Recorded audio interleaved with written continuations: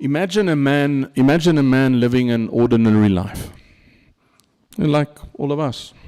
Normal struggles, he works, carries burdens, he's constantly aware of his own failures. But then one day he is summoned to a lawyer's office. Confused, he wonders what this could be about. He assumes that there must be some mistake, of course. But when he arrives, the lawyer sits him down and says to him, "You have been named the sole heir of a vast estate, wealth, land, and an inheritance beyond anything you can ever imagine." The man is stunned. He knows himself. He knows his failures. He knows he has done nothing to deserve this. And more than that, he doesn't even know who the one is who left him the fortune as yet. So he asks the only question that makes sense: why me? And the answer comes: it was the will and the pleasure of the one who chose you. The riches of God's grace are given in abundance to us. It's lavished on us. Let us read verse 7b and 8 together. Grace is lavished on us. Ephesians 1, 7-8. According to the riches of his grace, which he caused to abound to us in all wisdom and insight. Grace is lavished, abounded on us. Verse 8 says, which he caused to abound to us. Now this phrase, he caused to abound to us, is the verb perisou, and it means to be abundant, more than sufficient, to be in excess, exceeding what is required, to overflow, spilling over in fullness, to superabound. I love that word, superabound, far beyond all expectations or measure. The tense of the verb is the aorist active indicative. Now what does that mean? The aorist tense, it points to a completed action in the past. This indicates that God's act of lavishing grace is decisive and accomplished, not an ongoing uncertainty. It's given. It refers to a definite act rooted in God's saving work in Christ. It's also in the active voice. God himself is the one who acted. He's the source and initiator of this overflowing grace. We are not drawing grace from God like an ATM. It is freely given by him, bestowed on us. And it's also in the indicative mood. It means it's a statement of fact. It's not a possibility. It's not a condition. There's no condition on God's grace, but it's certain and established and an established reality. David, my youngest son, he sits there, sometimes plays and he imagines a missile or a bomb that strikes the ground or something, a building. And when it hits, he makes that sound. It's a moment of impact that is sudden, decisive, unmistakable. That's the tense. It is far greater and infinitely more glorious that God does that for us. He causes his grace to abound to us, not gradually tickling or trickling in, but it's a decisive outpouring, like it's not a small stream. It's an ocean of grace. It's vast, it's overwhelming, it's uncontainable, it's lavished upon us abundantly.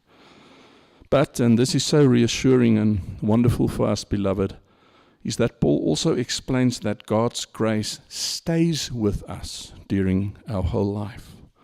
So although God's grace is a once-off act of love, we live our whole life in that ocean of grace. Paul describes it as follows in Romans 5, 1-2. Therefore, having been justified by faith, we have peace with God through our Lord Jesus Christ, through whom also we have obtained an introduction by faith into his grace, and listen now, in which we stand. We stand in it, and we boast in hope of the glory of God. We stand in God's grace throughout our whole life. Is that not comforting? Does it not cause your heart to burn within you? His forgiveness is not only given according to these riches of His grace in verse 7, but that grace has been lavished upon us, abounded to us, and having been brought into this grace, we stand in it continually. So it goes, and then it's there forever. It's not like a missile that's there and gone. It's there, and then it's there forever. We stand in it, we live in it, we walk in it. We need never fear that our sin will outstrip God's gracious forgiveness.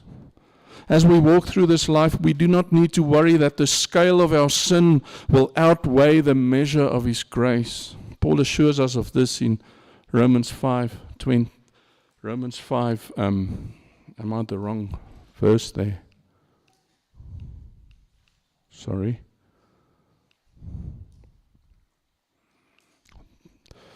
In Romans 5:20b, but where sin increased, grace abounded all the more.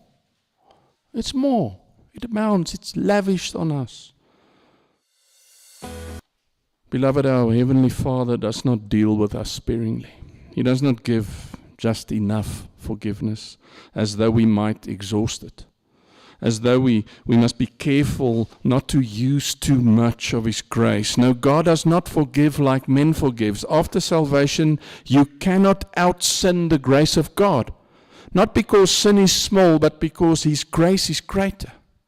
Your sin may be deep, your sin may be many, your sin may be grievous, but for the believer who is chosen in God by the work of Christ, for this believer, sin will never, never, never, never even approach the greatness of Yahweh's grace.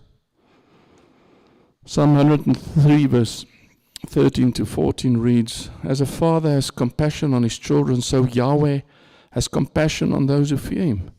For He Himself knows our form. He remembers that we are but dust. He knows your weaknesses. He remembers your frailty. And He responds not with harshness, but compassion. His forgiveness is not limited. It's infinite. It's not carefully portioned out in a large measuring cup. It is lavished without measure. That's what that word means. Psalm 103, 10 to 12 reads, He has not dealt with us according to our sins, and He has not rewarded us according to our iniquities. For as high as the heavens are above the earth, so great is His loving kindness towards those who fear Him. As far as the east is from the west, so far He has removed our transgressions from us. And this grace, this forgiveness, is given to those who stand in God's grace. Remember, Paul says we stand in that grace, the chosen, those who received the inheritance. You will never reach the end of your sin before you reach the fullness of His grace. Our text then continues and reads, which He caused to abound to us in all wisdom and insight.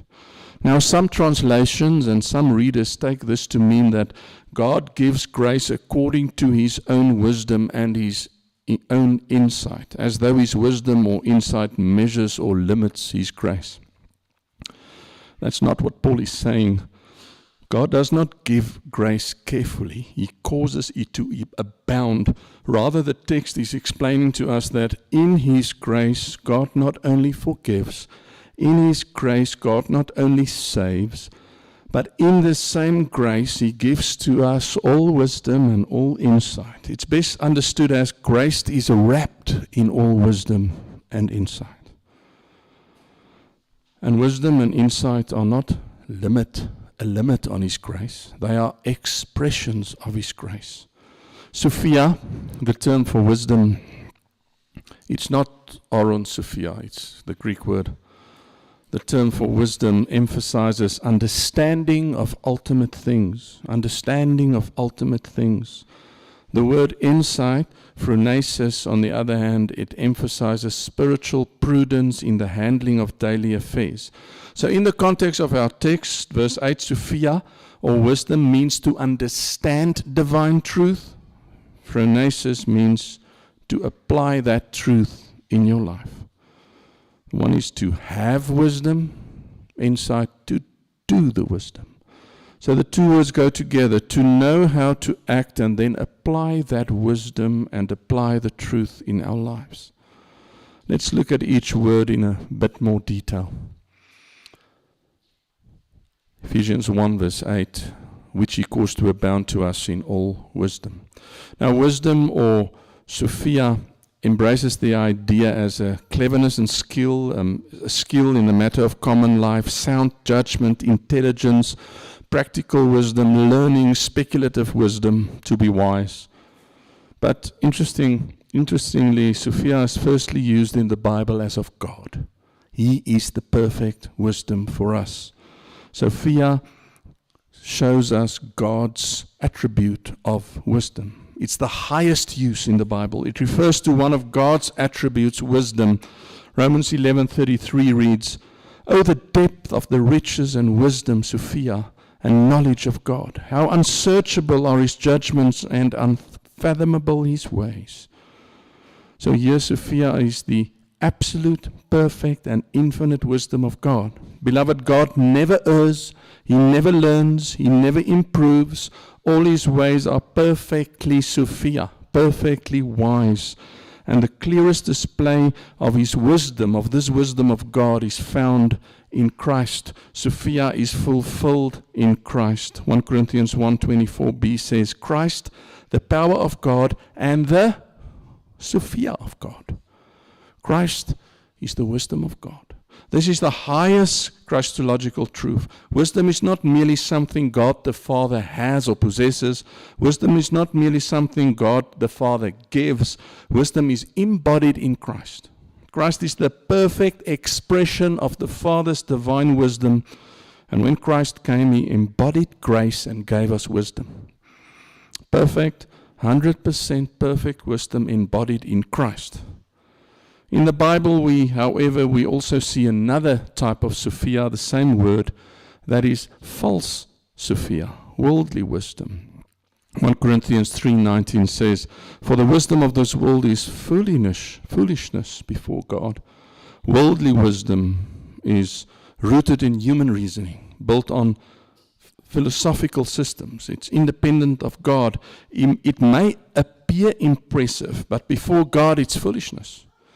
James describes this wisdom, and hear this, as in 3 verse 15, "This wisdom is not from above, but is earthly, natural, and demonic," also referring to Sophia.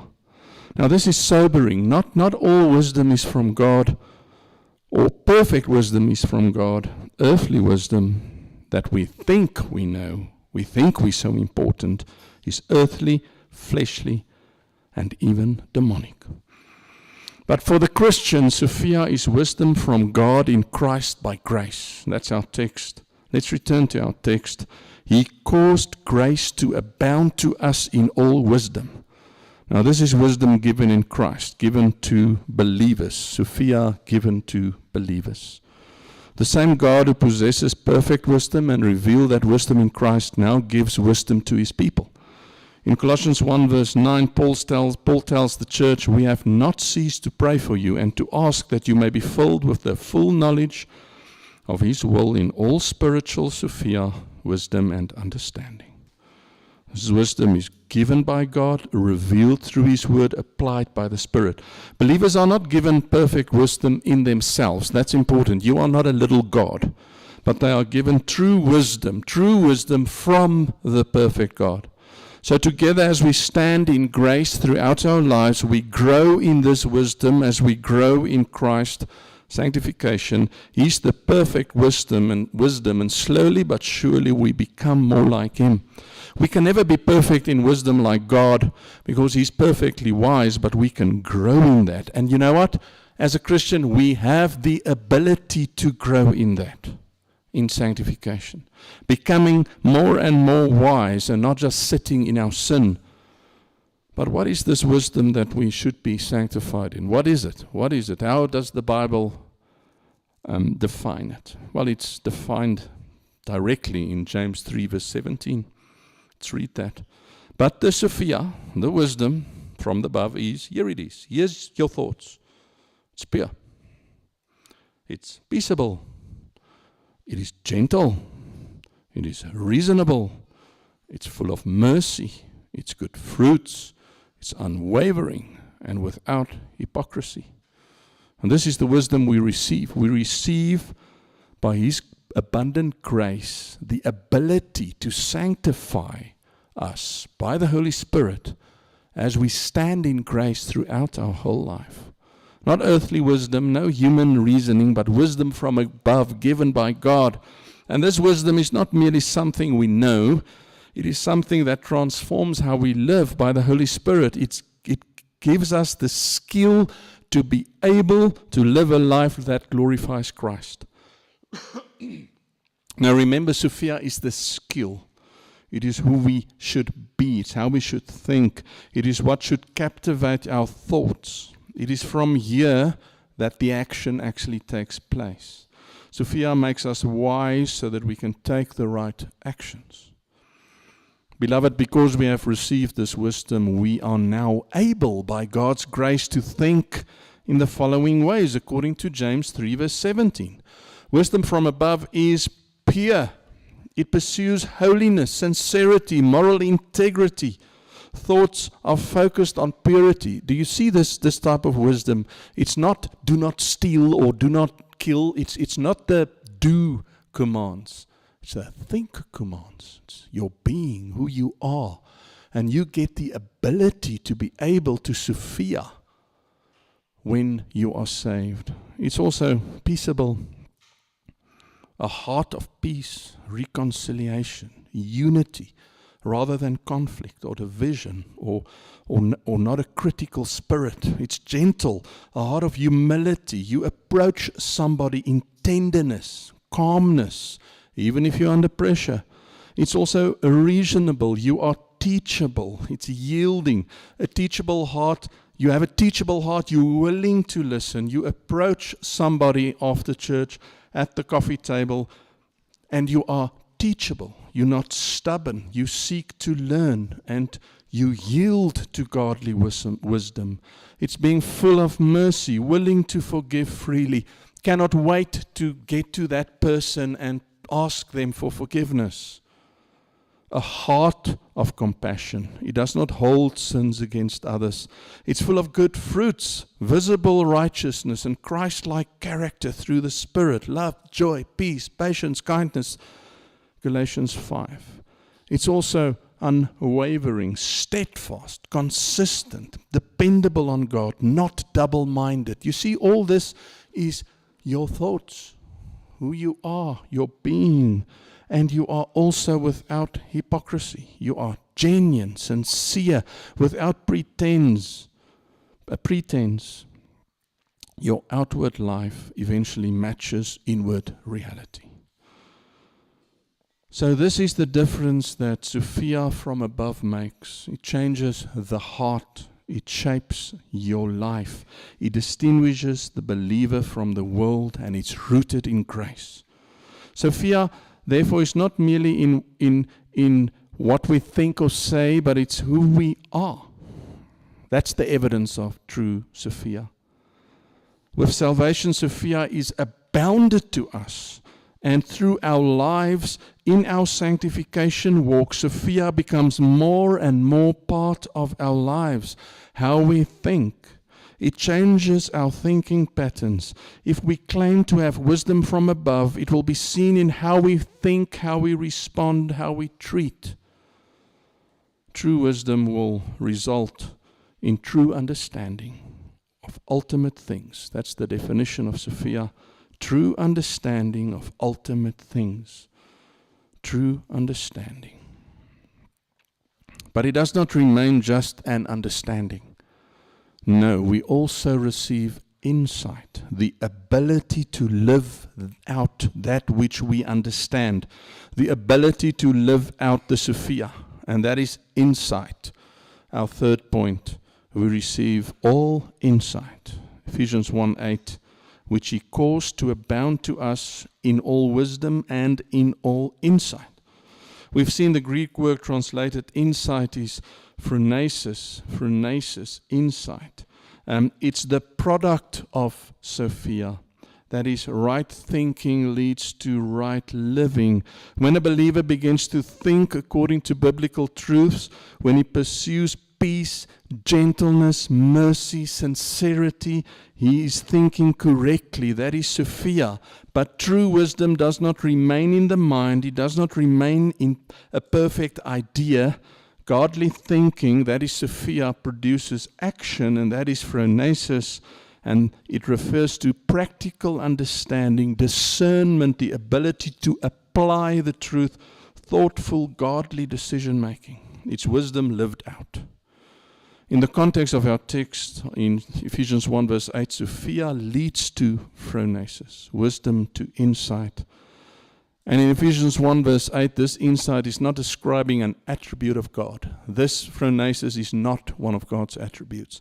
It's a gift given to believers. So where wisdom or Sophia is an attribute of God, we must look at God and then look at His example and change our thinking. Phronesis or insight is a gift of grace. This is so assuring. God does not merely forgive us and then leave us to figure out our own life.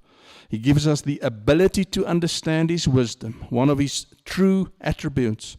We can think and compute and understand to be pure, peaceable, gentle, reasonable, full of mercy, full of good fruits, unwavering, without hypocrisy. We can compute that and also who God is, Sophia, by His grace. And then He gives us the ability to live according to His truth, phronesis. The one comes out of the other. If you don't have that wisdom, you can do all you want. People will eventually see through it. God will definitely see through it. What's your engine? Where does your works come from? That's what's meant here. God gives us all that is necessary to understand His word, walk through this world, and live in a way that is pleasing to Him. In Christ, God brings us into this confidence. It's beautiful, and Paul confirms this in 1 Corinthians 2:16. But we have the mind of Christ, and the world there outside do not have the mind of Christ.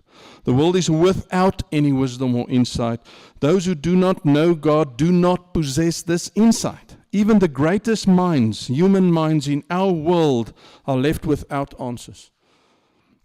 André Morat, I have not the slightest idea why we are here. Bertrand Russell, the universe is just there and that's all. Richard Dawkins, nothing but blind, pitiful indifference. Carl Sagan, the cosmos is all that is. Jean-Paul Sartre, man is a useless passion. Stephen Weinberg, the universe seems pointless. This is what remains without divine insight. Existence without explanation. Knowledge without meaning. Life without purpose.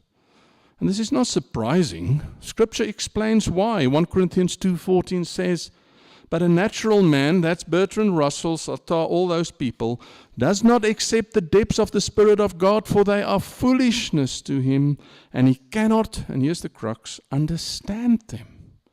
It's not merely that they misunderstand certain truths, they cannot understand it. They have no grasp of the gospel, God's electing love, His sovereign purpose in salvation. They don't have Sophia or phronesis. They don't have it.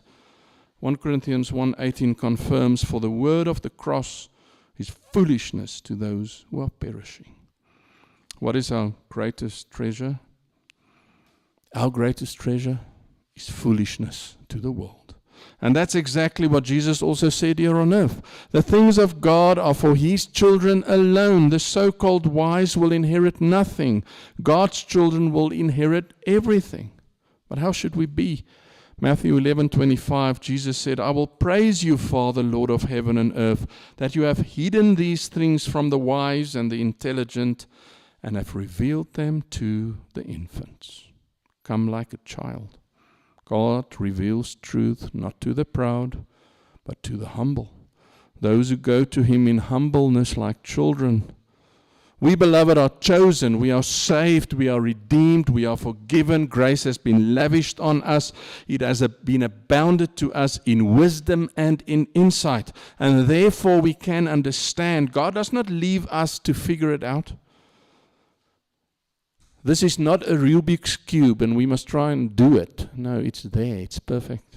He lavishes it upon us. Wisdom to think rightly, insight to live rightly. And then phronesis or insight, it's beautiful. It becomes a daily walk, a pleasing walk. We know, therefore we do. We know, therefore we do.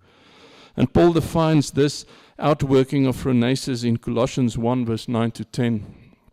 For this reason also, since the day we heard, we have not ceased to pray for you and to ask that you may be filled with the full knowledge of His will in all spiritual wisdom and understanding. This is Sophia, this whole part is Sophia, verse 9.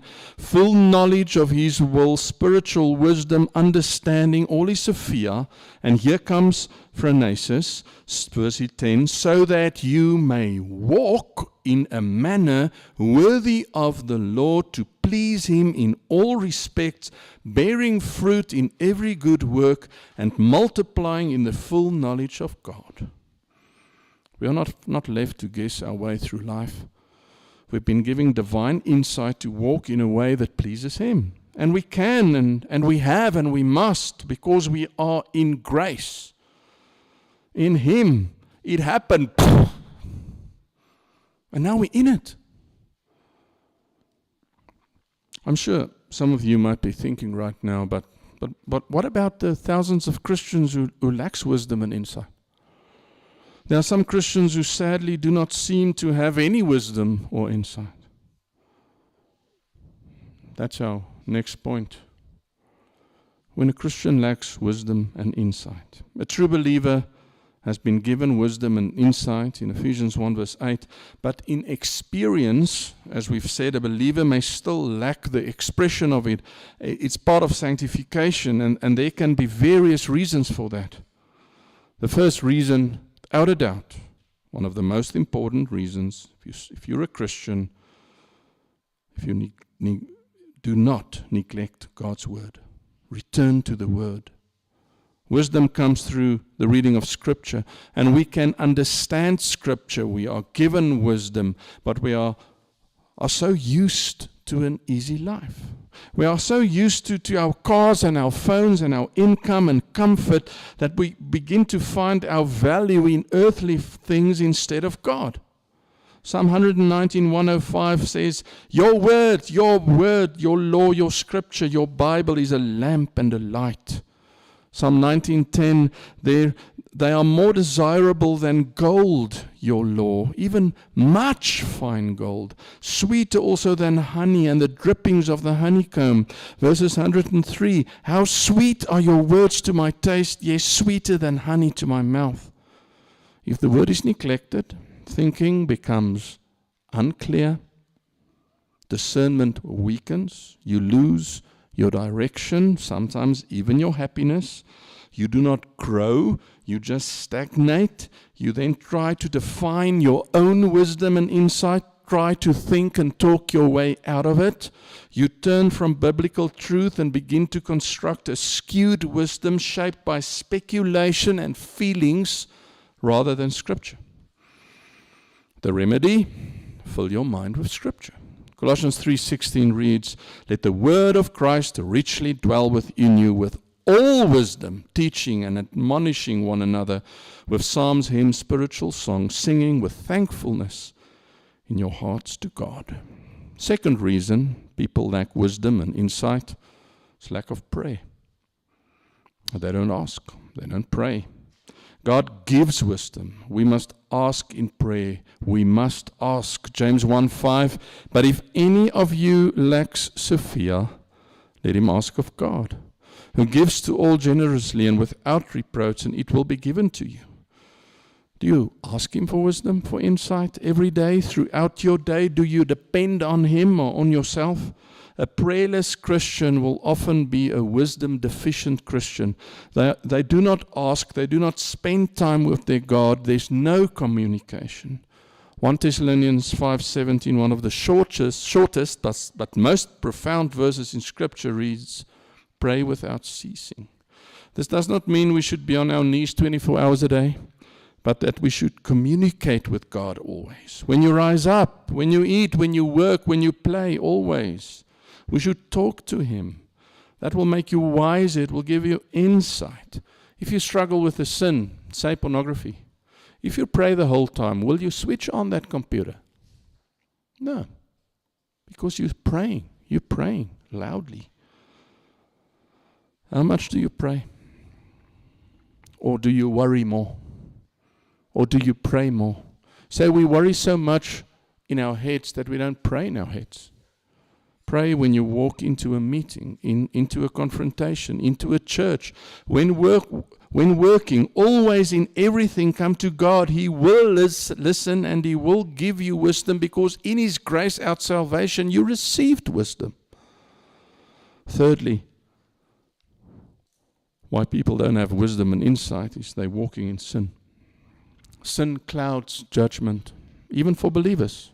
When walking in sin, this can ring your thoughts, and you then act foolishly, and then you can get addicted to sin for a while. The world walks in sin. Scripture says in Ephesians 4:18, they're being darkened where? Where? In their mind. In their mind. Excluded from the life of God because of the ignorance that is in them, because of the hardness of their heart. List your sin, repent, and stop. How much do you love Christ? And how much do you love your sin? You see, it is either God or the God of this world. Which one is making you happy? Try to tell yourself in your heart. Is it pornography, lust, money, control, scrolling on your phone for hours, socializing, sport, watching that little demon box called a TV? Or does God give you that inner calm and peace? Do you get it from Him? You see, if the world influences us, we will stagnate, and wisdom and insight will slowly but surely become thinner and nearly meaningless.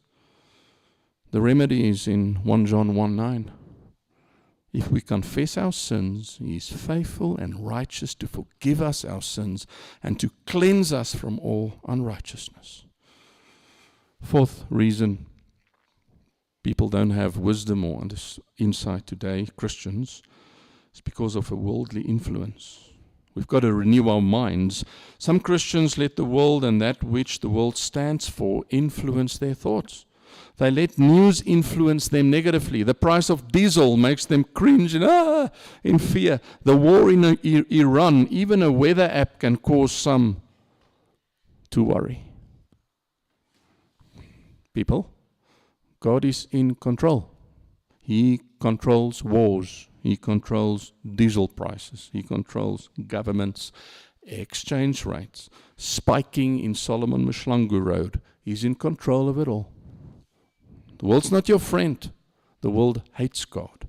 The world wants to be your God. James 4:4 reads, "You adulteresses, do you not know that friendship with the world is hostility toward God? Therefore, whoever wishes to be a friend of the world makes himself an what? An enemy." Do you want God to come and wage war against you? Worldly thoughts will lead to confusion, compromise, distorted thinking, worry, pride, arrogance, inflated egos, and sometimes even fear and despair. The remedy is in Romans 12:2. And do not be conformed to this world, but be transformed by the renewing of your mind. You see the Sophia coming through all the time, so that you may approve what the will of God is, that which is good and acceptable and perfect. His will is perfect. Rest in His will. This is wisdom and insight. He is in control. Another reason people lack wisdom and insight is because of spiritual immaturity. Some believers are simply not growing.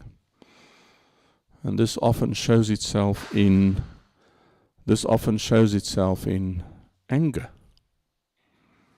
Immaturity, you can see it in anger. Somebody boiling over. In emotional instability, anguish without hope, fear instead of trust.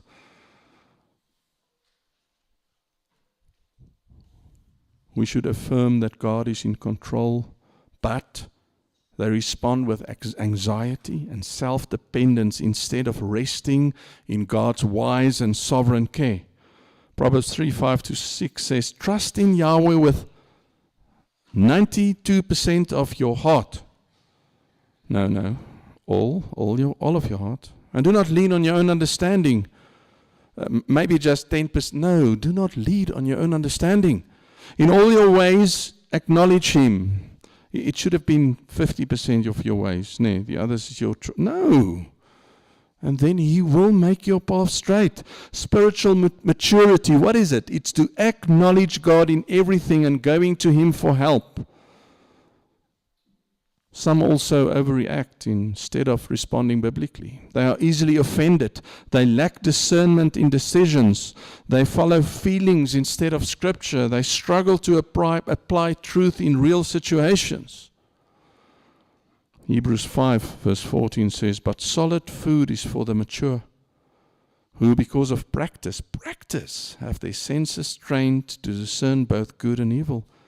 We need to practice this. We need to live it out. A mature Christian can discern, he can make decisions, and a mature Christian knows what the remedy is. It's found in James 1:22. But prove yourself doers of the word, that's practice it daily, and not merely hearers who delude themselves. Then finally, some do not have wisdom and insight because they might just not be saved. Beloved, it is possible that a person lacks wisdom and insight not because they are immature, or not in the Bible, or not praying, or in the world, but because they've never really been saved. If you feel frustrated beyond belief, perhaps entangled in your own sin, unfulfilled, angry at this unfair world, lost, cast down, anxious about everything, constantly critical, know this, you are not beyond the reach of God's grace. Even in your weakness, even in your failure, even in the depths of your turmoil, His grace remains sufficient. And His call is to return, or to be totally renewed by Him. Scripture calls us to examine ourselves. 2 Corinthians 13:5. Look at Sophia and Phronesis. Look at it. And let's read the Scripture. Test yourself to see if you are in the faith. Examine yourselves. Or do you not recognize about yourself that Jesus Christ is in you, unless indeed you fail the test? If there's absolutely no hunger for His word, if there's no desire for holiness, if there's no growth in wisdom, no conviction over sin, then you can rightly ask, am I truly in Christ? Remember, you cannot somehow fix it, or just try harder. You need to stand and come to Christ Jesus. In Acts 2:38, Peter said, repent and each of you be baptized in the name of Jesus Christ. For what? For the forgiveness of your sins, and you will receive the gift. It's a gift of the Holy Spirit. Romans 10:9-10 confirms this, that if you confess with your mouth Jesus is Lord and believe in your heart that God raised Him from the dead, you will be saved. For with the heart of a person believes, leading to righteousness. You see there the idea of Sophia. With your heart, and that leads to phronesis, to righteousness. And with the mouth he confesses, leading to salvation. If people are unsure about their salvation, they usually worry more and more. And it becomes a vicious cycle. Remember, beloved, if you measure your whole life against yourself, you will always be disappointed. Christianity is grace. We measure our own life against Christ. It's about resting in His grace. He died And we saw last week, we saw that He died for our sins. He bled and died. He redeemed us and He paid the price for us. On our behalf, He was sacrificed. And then after realizing we have all grace, we can rest in grace and we stand in grace our whole life, sanctified. And we start this Christian walk by becoming more and more like Him, getting more Sophia, and let it be applied into phronesis. Let's trust in Him. Lay your life in front of Him. Realize your utter despair and ask Him to take you, cleanse you, and make you free. You need to realize your utter despair. Remember what we just read? It's not 95% God. It's not 50-50. It's not 70-30.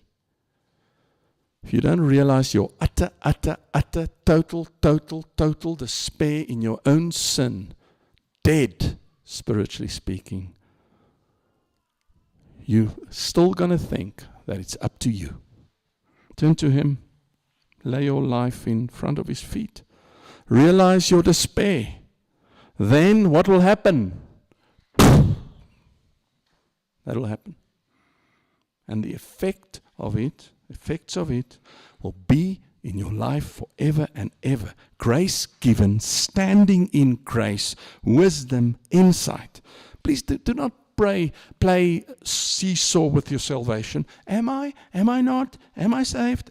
It will make you absolutely crazy. Go to His Word. Look at His work. Relax and believe in His work of grace. Love Him for who He is. And then praise Him with your life. Let's stand and sing together.